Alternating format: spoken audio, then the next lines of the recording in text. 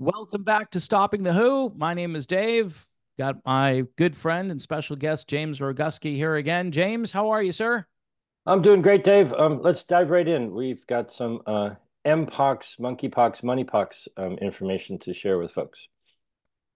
All right. Yes, we have a video here. And who declares global health emergency over monkeypox?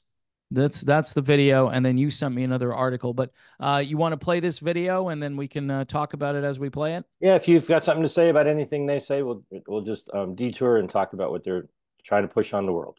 All right, here we go. What we need now is we need, a highly effective mpox vaccine that we can, provide, in the entire community. We don't have that. The vaccine that's available, we don't even know its clinical efficacy, is very expensive and doesn't lend itself to mass immunization. So we use the vaccines very judiciously to those only at high risk. So right now, we don't really have the kinds of tools in terms of vaccines. So we've got to go back to public health measures, which are highly effective. And that means case identification, identifying everybody who has mpox. And you've got to have the diagnostic tests. So it's not just the clinical diagnosis, but also making the diagnosis in the laboratory. And once we've got a diagnosis, is to then do the contact tracing and ensuring that all of those who come into contact with this individual are in isolation. So you stop the onward transmission. David. All right. I figured I would stop it there. Yep. So what kind of test are they going to use here? Do you know? Well, they have the typical PCR test, which is not really a test. But let me put this into a bigger framework. Okay.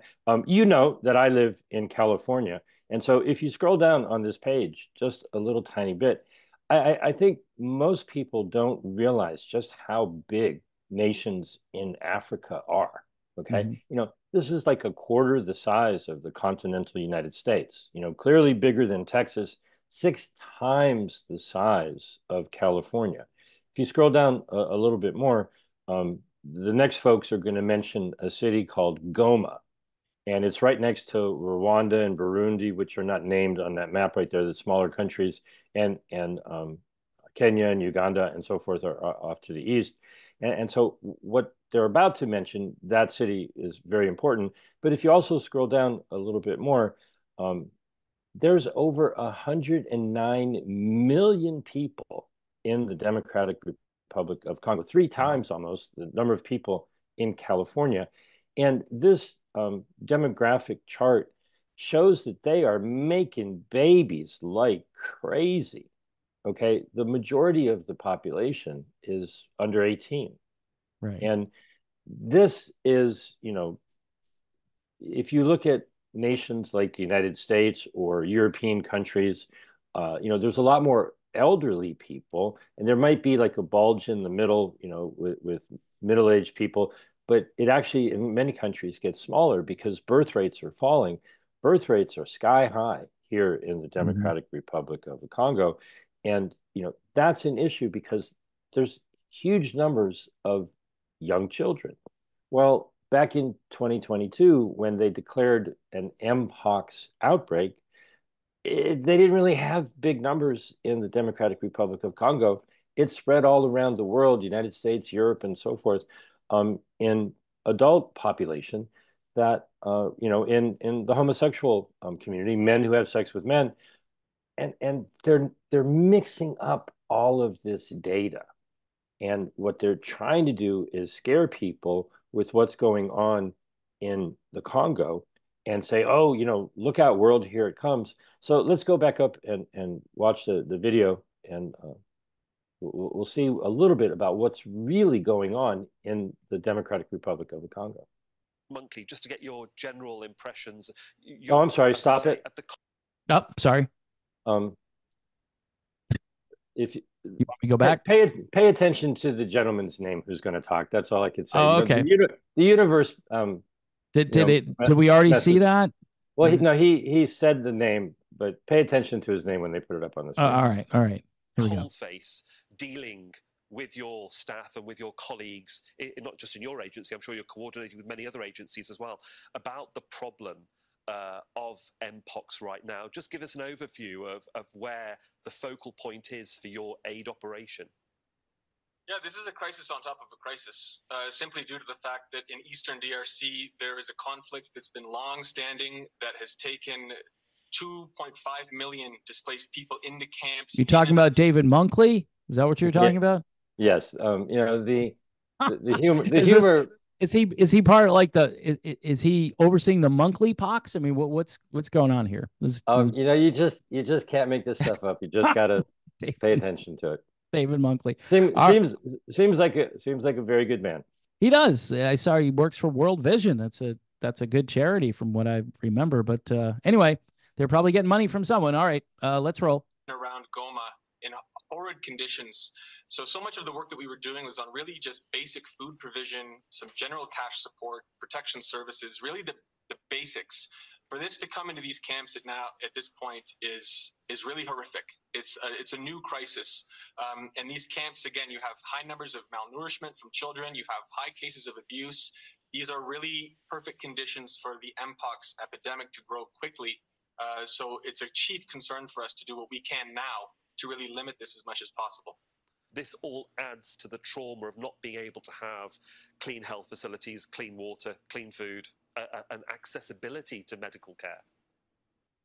James, refresh the audience a little bit about the transmission of mpox. I mean, they're talking about clean water and clean food or whatever here, well, and I'm not sure what that has to do with anything. Well, what they're talking about is that they will refer to it as conflict, but there's war going on in the area, right. And there are tens of thousands, if not hundreds of thousands of people who are in encampments because of the war that's going on. And so, I mean, we started out with understanding there's 110 million people in that nation, right. And they've got tens, if not hundreds of thousands of people displaced from their homes, living in encampments with charities trying to feed them and keep, things clean. And they're not being properly fed. They're not nourished. They're stressed out. You're going to have health issues in those situations. And so when you look at the scope of the country and you realize that what they're talking about is 500 deaths due to mpox, you scratch your head and you go, well, wait a minute. It seems like they have much bigger problems, and that until you get a handle on the root source and, nourish people and bring down the stress levels and, have sanitary health conditions, when you realize if you believe their story, which I don't believe their story, oh, well, if you come into contact with someone who's got a skin rash, you might get a skin rash. Well, look at the conditions that they're talking about. Right. Fix the problem, fix the cause of the problem. Well, why is there an outbreak there? Same as with every vaccine that's been put out there. You look at how the ailments were actually wiped out. Sanitary conditions were improved and problem goes away. And then they bring in the vaccine to take credit for, causing more problems. So let's just let it roll. All right, here we go. Yeah, these camps, they really sprung up overnight. They were unplanned. So people would literally find themselves on the side of a road at different points in or on the periphery of Goma. And poof, all of a sudden it would be 10,000, 15,000. The other day was at a camp for 22,000 households, over 100,000 people. There was garbage everywhere. There's no strong sanitation system. We in World Vision, we provide, again, emergency food and cash and some hygiene support, but we're overstretched. We've seen that the DRC is going through a major crisis on its eastern borders with civil strife and rebel groups all vying for territory, and there is fighting. We know how that's impacting on the public at large. But we also have conflicts in Ethiopia and Sudan. Dr. Mukesh is also nodding in agreement. How do you actually start talking to governments and to interested stakeholders when there is conflict in the region? Well, this is really the biggest difficulty I think we as the world face right now. I mean, we're looking at conflict around the world that is causing massive threats to human health, because the health systems that have taken decades to build up are just being destroyed. And indeed, as you say, if if a virus gets into a country that's got no surveillance and has got no health system, first of all, you don't know it's there because you haven't got the surveillance. Second of all, if you even suspect it's there, you can't offer the treatment because people can't even leave their homes and come to a healthcare center with any safety.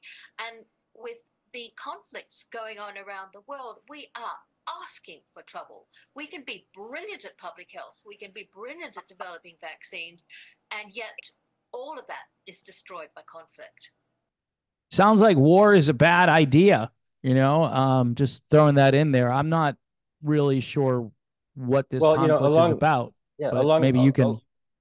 Along those lines, the WHO did their surveillance in the wastewater of Gaza, and they want to have a ceasefire so they can go in and inject all of the people, or not inject them, but give them polio vaccines. Oh my gosh! One of the things that the gentleman, Mr. Monkley, said was one of the camps was 22,000 families, like 100,000 people. Okay, imagine a college football game at Ann Arbor Stadium, Michigan versus the United States, 100,000 people, or the Rose Bowl, and then put a fence around the parking lot and keep everybody there for months on end. You think people aren't going to be getting sick, right? It's the living conditions and the unsanitary, issue and the stress levels that are causing problems. But still, we're talking about 500 deaths, far more than that number of people in just the Democratic Republic of the Congo in that period of time, died from tuberculosis or malaria or heart disease or cancer or everything else under the sun. Why should we be giving the WHO the $15 million to start, pumping up stock prices for the companies that make the vaccines, when what's really needed is to bring an end to the conflict and get people back to, at least normal, better living conditions. But it gets even a little bit more interesting. So let's watch it through to the end, and then we'll give our final comments. I think we stopped at a good place. Here we go. And I've got Dr. Mukesh, can I just come to you? I mean, it might be destroyed by conflict, but is there now a time or a discussion, and again, going to another direction, where you might say a global health card is required by people who travel, that would be universally accepted by all governments? I know that the issue with an identity card is always problematic in lots of countries, but to give the basic information of what vaccines you've had and what blood type you are, is that a conversation that can ever be had with senior civil servants? Forget the power brokers. It's always the civil servants that develop and push policy.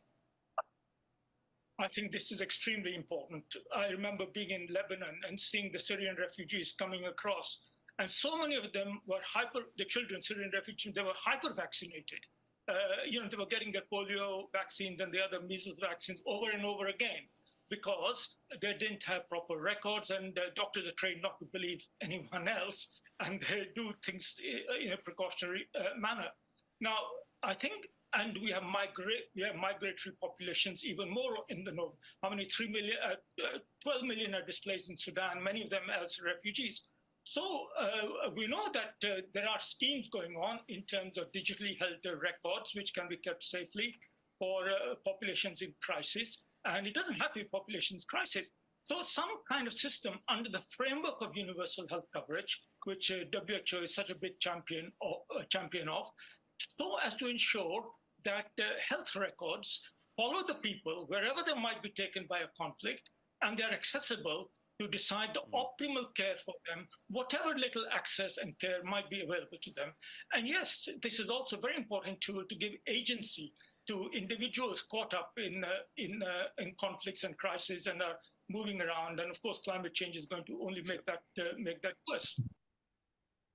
Wow. Got to throw in the climate change at the end there. It's like the trifecta right there. And then they were talking about, the health card, right? You got to have the health card. And then the only way to really deal with this, James, is universal medical care for I guess everybody. I'm not sure who's paying for that, but what are your thoughts? Well, it's all the standard line. Okay, we need to do testing, which is fraudulent. The use of the PCR, as a test is just absolutely fraudulent. Going to go off on a little tiny tangent here. One of the things that's also going on, some people are aware, and maybe we'll talk about this in the coming weeks. The United Nations has scheduled for about a month from today. Today's August 22nd, and I believe that they're going to be meeting on the 22nd and 23rd of September for the Summit of the Future to sign the Pact for the Future. And one of the things that's in there is the Global Digital Compact. And so they currently have a 15-page document that is on the verge of being accepted. They've already accepted a document for the Pact for the Future Generations. And the way they do this is as the negotiators work on these documents, when the negotiators get to a consensus, they still have to go back to their officials in their home country to get final approval. So they set it up with what they call a silence procedure. And so they only have to give 72 hours where they essentially say to all of the nations, speak now or forever hold your peace.